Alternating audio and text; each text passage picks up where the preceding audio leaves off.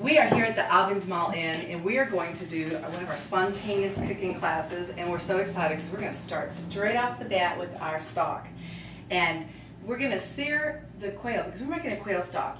Stock can be made with chicken, it could be made actually even with seafood bones if we're making a seafood stock, but we're going to make a poultry stock, and our poultry of choice is quail. So what I'm going to do is go ahead and get this pan hot and then hand everybody. We're going to have a little hemp string to tie. Everyone grab one. And we are going to put our fresh herbs that Deborah helped cut out of the garden, and we're going to create a bouquet of herbs. And the nice thing about the herb bouquet is it is fresh. And by tying it all together, we're going to be able to pull it back out. Or if we had it in there loose, we could strain it. So what do we have right there? Deborah, you cut these for me. Rosemary. Rosemary, that's right. And that happens to be a wonderful aromatic herb that's used in a lot of uses. And then right here we have Thyme. thyme. That's right. That's right. So we'll give everybody a sprig of thyme. Good. High five. So anyway, I have a question about the thyme. okay. Do you find a difference between different thymes, like the French Yeah. thyme or? Oh sure. Lemon thyme. There's even different Lemon rosemary. thyme. Right. It's kind of like Okay. women. Look at us. Every one of us is so different. Although we kind of all start to look like we talked about as our wrinkles all seem to be in the same places. Erase the wrinkles. Yeah, the wrinkles. We don't worry. Okay, so anyway, my bouquet is starting to look good. So let's add something else to the bouquet, such as sage. I Sage love is this. This is a wonderful. great, best thing for poultry seasoning. Definitely for Thanksgiving, we're going to be needing some sage. And you girls might have to share one. Here we go. Here's another couple big branches to share. So we're going to add that to our little herb bouquet. And let's see, what do we have next? We could do basil, but we're going to save that for garnish. Only because we're going to have some kind of an Asian twist. I thought before I brew some tea, I think lemongrass is really nice in the garni because it gives it that citrus, which is a really nice addition. And the lemongrass is actually a great aromatic, but we're going to even make some tea later with that by Do brewing you it. grow your own? Yes, this comes You out of the do? garden. Deborah helped me cut it. You Right. cut it towards the bottom because the top stalks have already dried and hardened. And then we just kind of peel the outside nice and clean, like you would leek. And it has that lemony smell. Yes, Oh, I I just lemongrass, love that kind and of I was lemongrass. never able to grow it. Absolutely. That So, sounds we can just tie this around. Take your string. Just a leaf. Yeah. Whoops, I didn't leave me a little tail. Leave yourself a little tail. And just wrap it. You can wrap it in the center. It doesn't have to be at the bottom like a little wedding bouquet, but I'm going to just tie that off with a little bow or a knot, either way. The bow gives me less string, but I'm going to do a knot so I can pull it out.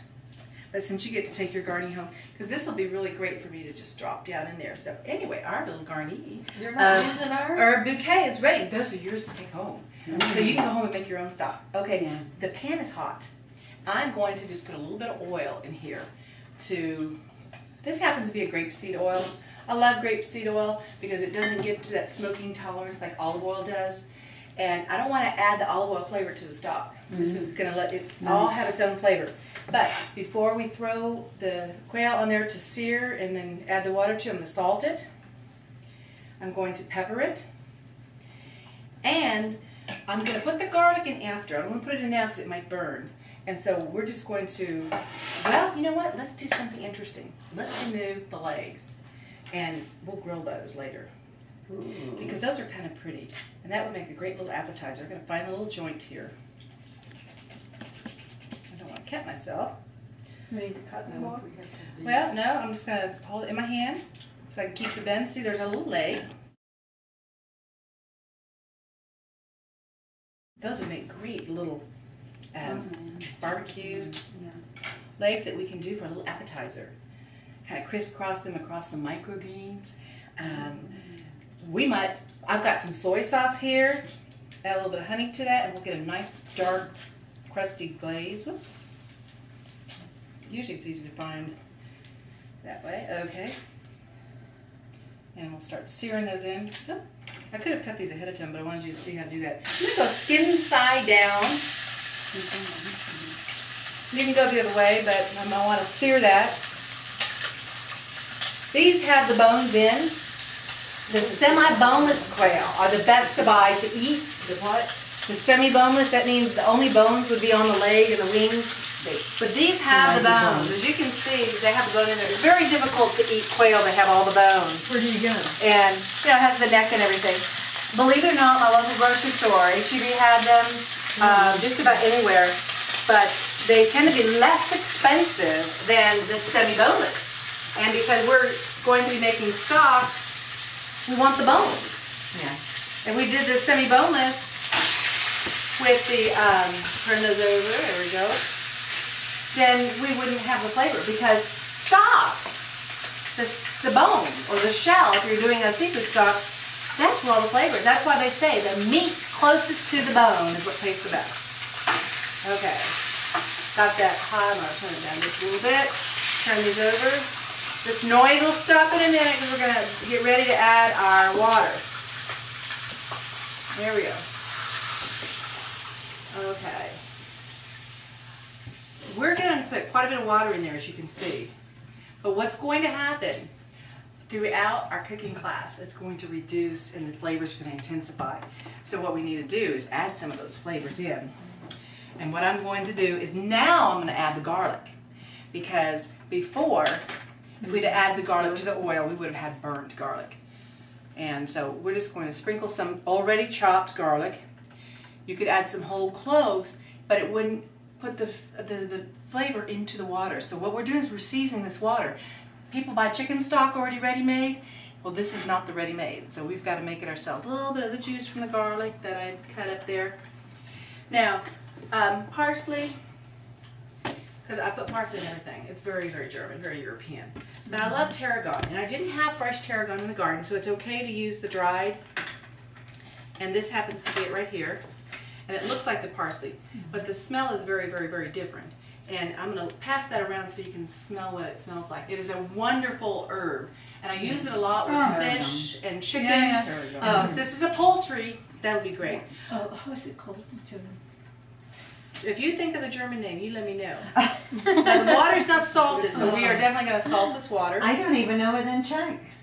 Okay. I think we just. And we're going to pepper. pepper our water.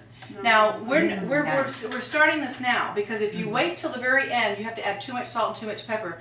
But I don't want to put too much in now because as it reduces, it will intensify and the flavors will strengthen. But what this will do is help pull out the seasonings because the salt is an enhancer. And now, last but not least, Make good as a bouquet. oh yeah, and this, look at that. We can stir all of our seasonings in that we put in there, and we're going to submerge this. Get it good and wet.